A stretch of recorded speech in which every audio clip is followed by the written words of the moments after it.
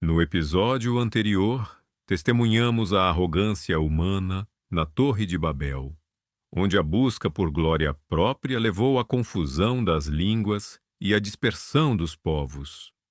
A humanidade, mais uma vez, havia falhado em cumprir o propósito divino, mergulhando em idolatria e fragmentação. Mas mesmo em meio a essa escuridão espiritual, Deus não abandonou sua criação. Agora, no episódio 6 da cronologia bíblica, seremos apresentados a um homem que se tornaria o pai de uma nação, o modelo de fé e o elo crucial na promessa de redenção, Abraão. Esta é a história do chamado de Abraão, deixando Ur dos Caldeus, um evento que mudaria para sempre o curso da história humana e a forma como Deus se relacionaria com seu povo. Nossa jornada começa em Ur dos Caldeus, uma das mais antigas e sofisticadas cidades da Mesopotâmia, por volta do 2º milênio antes de Cristo. Ur era um centro vibrante de comércio, cultura e, infelizmente, de idolatria. Seus habitantes adoravam uma miríade de deuses, sendo o principal Nana, o deus Lua, cujo zigurate imponente dominava a paisagem da cidade. Era nesse ambiente politeísta que vivia Terá, um homem com 3 filhos, Abrão, Naor e Harã. Abrão, que mais tarde seria conhecido como Abraão, nasceu e cresceu em Ur, imerso em sua cultura e religião. Ele não era, a princípio, diferente de seus contemporâneos. Sua família, como muitas outras, provavelmente servia a outros deuses, como nos é revelado em Josué 24:2. No entanto, em algum momento, algo extraordinário aconteceu.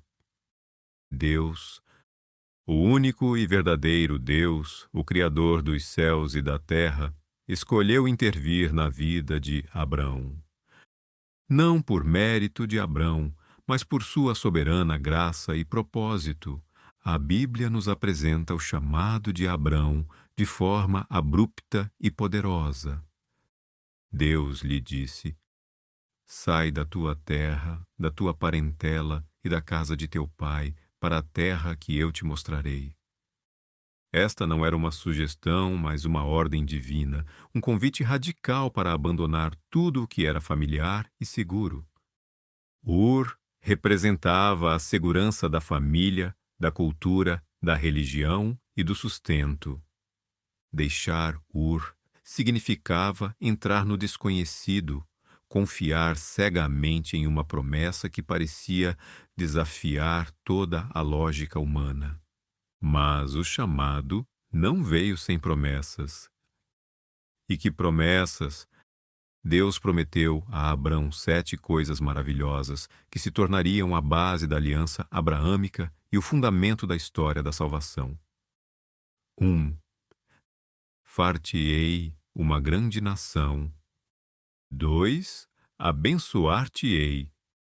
3. Engrandecerei o teu nome. 4. Serás uma bênção. 5. Abençoarei os que te abençoarem. 6. Amaldiçoarei os que te amaldiçoarem. 7. E em ti serão benditas todas as famílias da terra. Essas promessas eram revolucionárias. Abrão era um homem idoso, casado com Sarai, que era estéril. A ideia de uma grande nação vindo dele parecia impossível. Engrandecer seu nome em uma terra desconhecida. Ser uma bênção para todas as famílias da terra. Isso era um plano que transcendia qualquer ambição humana. Era um plano divino que exigia uma fé extraordinária.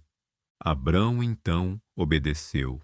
Ele não questionou, não negociou, não pediu garantias. Ele simplesmente acreditou. Aos 75 anos de idade, Abrão partiu de Ur, levando consigo sua esposa Sarai, seu sobrinho Ló, filho de seu irmão Harã, que havia morrido em Ur, e todos os seus bens e as pessoas que haviam adquirido. Eles não sabiam para onde iam, apenas que estavam seguindo a voz de Deus. Essa jornada inicial os levou a Harã, uma cidade ao norte da Mesopotâmia, onde Terá, o pai de Abrão, se estabeleceu e morreu. A permanência em Harã pode ter sido uma pausa estratégica, um lugar para reunir recursos e talvez para Terá, um homem mais velho, encontrar seu fim antes que a jornada mais árdua continuasse. Após a morte de Terá, o chamado de Deus a Abrão foi reiterado, e a jornada para a terra prometida, Canaã, recomeçou. A caravana de Abrão era composta por ele, Sarai, Ló, seus servos e seus rebanhos. Eles eram nômades, dependendo da provisão de Deus a cada passo. A chegada a Canaã, uma terra já habitada por cananeus, foi um momento de grande significado. Deus apareceu a Abrão e confirmou a promessa: "A tua descendência darei esta terra." Em resposta, Abrão construiu um altar ao Senhor, um ato de adoração e reconhecimento da soberania divina. Ele fez isso em Siquém e depois se moveu para uma montanha entre Betel e Ai, onde construiu outro altar e invocou o nome do Senhor. Esses altares eram marcos de sua fé, lembretes visíveis da aliança de Deus. A vida de Abrão em Canaã não foi isenta de desafios. Uma fome severa o forçou a descer ao Egito, uma terra de abundância, mas também de perigos. Temendo que os egípcios o matassem para tomar Sarai, que era muito bonita, Abrão pediu a ela que dissesse ser sua irmã. Essa meia-verdade levou a complicações, e Sarai foi levada para a casa de Faraó. Deus, no entanto, interveio com pragas sobre Faraó e sua casa, revelando a verdade. Faraó repreendeu Abrão e o enviou embora do Egito com todos os seus bens. Este episódio revela a falibilidade de Abrão, um homem de fé, mas ainda imperfeito. No entanto, também demonstra a fidelidade de Deus em proteger seus escolhidos, mesmo quando eles falham. Após o retorno do Egito, Abrão e Ló haviam prosperado tanto que seus rebanhos e tendas eram numerosos demais para a mesma terra. Surgiram contendas entre os pastores de Abrão e os pastores de Ló. Para evitar conflitos, Abrão, com sua sabedoria e generosidade, propôs a Ló que escolhesse a terra que quisesse.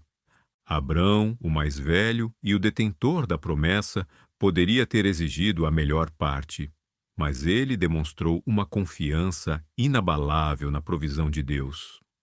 Ló, olhando para a planície do Jordão, que era bem regada e parecia um jardim do Senhor, escolheu essa região, movendo-se em direção a Sodoma, uma cidade notória por sua impiedade. Abrão, por sua vez, permaneceu na terra de Canaã. Após a separação de Ló, Deus apareceu novamente a Abrão e reiterou suas promessas, expandindo a visão da terra que seria dada à sua descendência. Levanta agora os teus olhos e olha desde o lugar onde estás para o norte, para o sul, para o oriente e para o ocidente.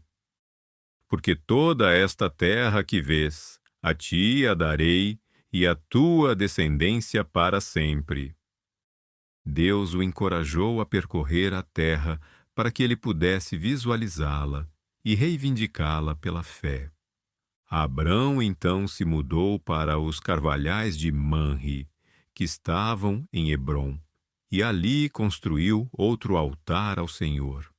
A vida de Abrão é uma saga de fé, obediência e paciência.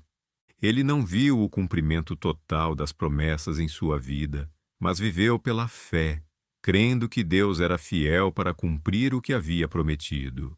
Ele é conhecido como o pai da fé, não porque nunca falhou, mas porque, apesar de suas falhas, ele sempre retornou à obediência e à confiança em Deus. O chamado de Abraão é o ponto de partida para a história do povo de Israel e, em última instância, para a vinda do Messias. É a história de como Deus escolhe um homem para iniciar um plano de salvação que alcançaria todas as famílias da terra. É um lembrete de que a fé exige deixar o familiar e abraçar o desconhecido, confiando na voz e nas promessas de um Deus que é fiel. No nosso próximo episódio, o episódio 7, a história de Abraão continuará com desafios ainda maiores, incluindo a guerra dos reis e a misteriosa figura de Melquisedeque. Você descobrirá a história de Abraão e Ló, a separação e o resgate. Não perca! Inscreva-se no canal, ative o sino para não perder o próximo capítulo desta saga e deixe seu comentário sobre a lição mais importante que você tira do chamado de Abraão. Até lá!